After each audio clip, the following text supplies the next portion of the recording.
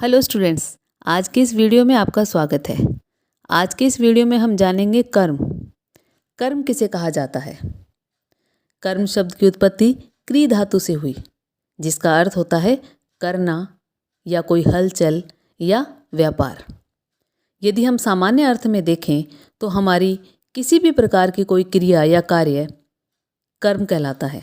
जैसे कि दिनचर्या शुरू होने से लेकर अंत होने तक हम सुबह से लेकर शाम तक खाना पीना, सोना, उठना, चलना, विचार करना, किसी को देखना, किसी के प्रति विचार व्यक्त करना, ध्यान लगाना, कोई यज्ञ करना, किसी प्रकार के विचार विमर्श करना, कोई लड़ाई झगड़ा करना, इस प्रकार के कोई भी यदि हम क्रिया या कार्य करते हैं तो वह हमारे कर्म कहलाते हैं।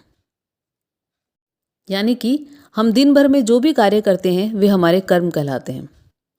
और कर्म के बारे में एक सामान्य व्यक्ति भी यह विचार रखता है कि व्यक्ति के जैसे कर्म होंगे उसे वैसा ही फल भोगना पड़ेगा। यानी कि अगर अच्छे कर्म होंगे तो उनका फल अच्छा मिलेगा, यदि बुरे कर्म होंगे तो उनका फल बुरा मिलेगा। कर्म शब्द का संबंध संस्कृत भाषा के शब्द कर्मन से है, जिसका अर्थ है कर्तव्य, कार्य, क्रिया, कृत्य या देव। इसका अर्थ ये हुआ कि कर्म का संबंध उन सभी क्रियाओं से है जो मनुष्य अपने दायित्वों को निर्वाह करने के लिए करता है। यानी कि व्यक्ति किसी भी प्रकार का कोई कार्य करता है जिसमें उसके बहुत सारे दायित्वों का निर्वाह किया जाता है, बहुत सारे जीवन जीने के लिए बहुत सारी क्रियाओं को किया जाता है, वो सभी कार्य उसके कर्म कहलाते हैं। कर्म के बारे में स्वामी विवेकानंद जी ने भी अपने विचार रखे हैं। उनके अनुसार आत्मा की आभ्यंतरिक अग्नि तथा उसकी अपनी शक्ति एवं ज्ञान को बाहर प्रकट करने के लिए जो मानसिक तथा भौतिक घात पर पहुंच जाते हैं वे ही कर्म होते हैं। यानी कि हम प्रति क्षण कर्म करते हैं।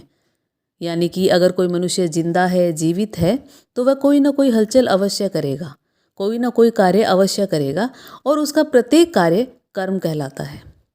कोई व्यक्ति हमारे साथ किस प्रकार का व्यवहार करेगा ये हमारे बहुत कुछ कर्मों पर निर्भर करता है। यानी कि अगर हम अच्छे कर्म करते हैं तो ये मान के चलिए कि हमें फल भी अच्छा ही मिलेगा।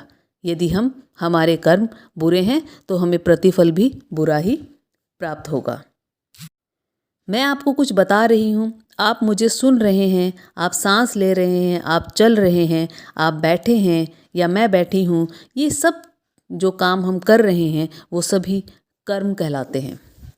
कर्म के अंतर्गत 3 तत्व आते हैं, एक है कर्ता, एक है परिस्थिति और तीसरा है प्रेरणा। यानी कि कोई भी काम जिसे करना है उसे करने के लिए एक व्यक्ति या इकाई का होना आवश्यक है, वो कहलाएगा कर्ता। दूसरा, किसी भी कार्य को करने के लिए कोई ना कोई परिस्थिति होती है। यानी कि अगर हमें भूख लगी है तभी हम खाना खाएंगे, यदि हमें धूप लगी है तो हम छाया की तरफ भागेंगे, यदि हमें ठंड लग रही है तो हम गर्मी की तलाश में धूप में बैठने के लिए चलेंगे। यानी परिस्थितियां यह निर्धारित करती है कि हम कौन सा कार्य करेंगे। तीसरा है प्रेरणा। व्यक्ति कहीं ना कहीं से कोई ना कोई प्रेरणा प्राप्त करता है। बिना प्रेरणा के कोई भी कार्य करना संभव नहीं है। कोई आगे बढ़ने की प्रेरणा, किसी काम को खत्म करने की प्रेरणा, किसी काम को अच्छे करने की प्रेरणा, कुछ सीखने की प्रेरणा, कुछ ना कुछ प्रेरणा व्यक्ति कहीं ना कहीं से प्राप्त करता है और उन प्रेरणाओं से प्रभावित होकर व्यक्ति कार्य करता है। इस प्रकार कर्म में 3 तत्व शामिल होते हैं। इन तीनों तत्वों के सम्मिलित होने पर ही कर्म संपादित होता है। भगवत गीता में कर्म के 5 तत्वों का उल्लेख किया गया है। पहला है कर्ता, दूसरा है कार्य का स्थान, तीसरा है साधन, चौथा है प्रयत्न और 5वां है भाग्य। लगभग वैसा ही है जैसे कि एक कर्ता होना चाहिए जो उस काम को करेगा। कार्य करने का स्थान, यानी कि कोई भी कर्म या कोई भी कार्य यदि हम करेंगे तो किसी न किसी स्थान पर हम अवश्य होंगे। तीसरा है साधन। साधन यानी हम किसके द्वारा किसी कार्य को करते हैं, हमारे शरीर के द्वारा, किसी वस्तु के द्वारा या अन्य कोई सामग्री के द्वारा। प्रयत्न यानी कि हम कोशिश करते हैं, हाथ पैर हिलाते हैं, दिमाग चलाते हैं, आवाज़ निकालते हैं, बोलने का प्रयास करते हैं, ये सब हमारे प्रयत्न।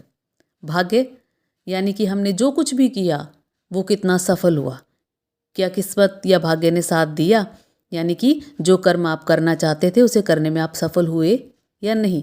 यदि आप सफल हो गए हैं तो उसका प्रभाव आपके ऊपर अच्छा पड़ा या बुरा। ये सब चीज़ें उन्होंने भाग्य से जोड़ने की कोशिश की है।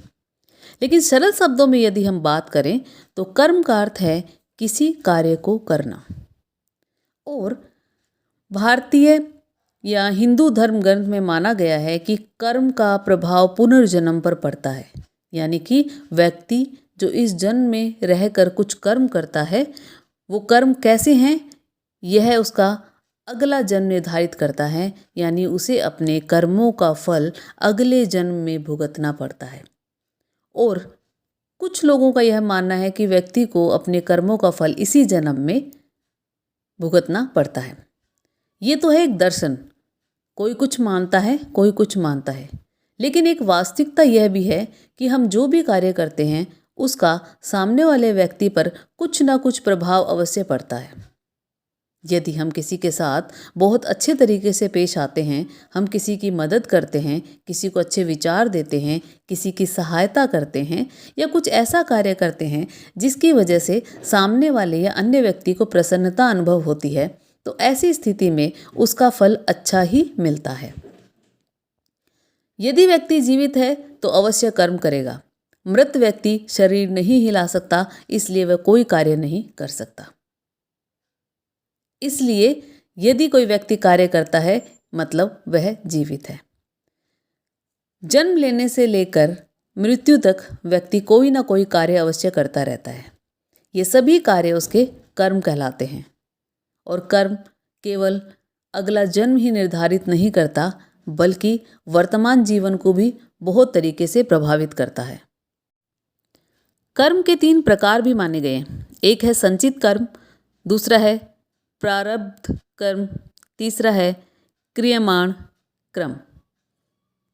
संचित कर्म के अंतर्गत वे कर्म आते हैं जो व्यक्ति द्वारा पूर्व जन्म में किए गए हैं, यानी कि इस जन्म को जो व्यक्ति जीवित होकर भुगत रहा है या जी रहा है, जिससे कुछ भी हम अपने वास्तविक वातावरण के आधार पर कह सकते हैं कि हम जी रहे हैं या भुगत रहे हैं, क्योंकि कुछ लोगों को अपना जन्म पसंद होता है और कुछ को नहीं। तो यह जन्म पसंद होना या नहीं होना या अच्छा होना या बुरा होना यह निर्धारित करता है संचित कर्म पे, यानी कि इससे पूर्व के जन्म पे व्यक्ति कुछ ऐसे काम करता है जिसके आधार पर उसका पुनर्जन्म हुआ है और उसी के आधार पर उसे जीवन प्राप्त होता है। दूसरा है प्रारब्ध कर्म। इसके अंतर्गत व्यक्ति इस जन्म में रहते हुए जो कर्म करता है और उन कर्मों का फल उसे वर्तमान में ही भोगना पड़ता है, वे कर्म इसके अंतर्गत आते हैं। यानी कि पिछले जन्म को ना लेकर हम इस जन्म की बात करते हैं कि हमने इस जन्म में कर्म किए और इसी जन्म में हमें फल प्राप्त हो गया। तीसरा है क्रियमाण कर्म, यानी कि व्यक्ति के इसी जन्म में किए गए कार्य, इसी जन्म में किए गए कर्म जो उसके आगामी जीवन, यानी कि जब उसका पुनर्जन्म होगा तब उस जीवन को प्रभावित करेंगे, यानी आगामी जीवन को प्रभावित करेंगे। पहले हमने देखा कि व्यक्ति का जो वर्तमान जीवन है उसे पहले जन्म के कर्म भी प्रभावित करते हैं। दूसरे में हमने देखा कि वर्तमान जीवन को वर्तमान कर्म प्रभावित करते हैं और तीसरे में हमारे वर्तमान कर्म हमारे आने वाले यानी पुनर्जन्म अगले जन्म को प्रभावित करते हैं। तो विभिन्न विद्वानों ने, धर्म गुरुओं ने अपने भिन्न भिन्न विचारों को दिया है। तो लोगों का यह मानना है कि कर्म व्यक्ति के जीवन को प्रभावित करते हैं, वे अगले जन्म को निर्धारित करते हैं, वे वर्तमान जीवन को प्रभावित करते हैं, यानी कि कर्म का प्रभाव अवश्य पड़ता है, चाहे वे वर्तमान जीवन पे पड़े चाहे वे आने वाले जीवन पर पड़े। अंत में सरल शब्दों में हम सुबह से लेकर शाम तक, जन्म से लेकर मृत्यु तक जितने भी कार्य करते हैं उन्हें कर्म कहते हैं और कर्मों का फल हमें भुगतना पड़ता है। यानी कि यदि हम अच्छे कर्म करेंगे तो हमें अच्छा फल प्राप्त होगा, यदि हम बुरे कर्म करेंगे तो हमें बुरा फल प्राप्त होगा। हमारा जीवन हमारे कर्मों के आधार पर ही निर्भर करता है कि हम किस प्रकार का जीवन जीते हैं, यानी कि हम उसे सुखपूर्वक जीते हैं, खुशी से जीते हैं या दुखदाई जीते हैं, यह बहुत हद तक हमारे कर्मों पर ही निर्भर करता है। धन्यवाद।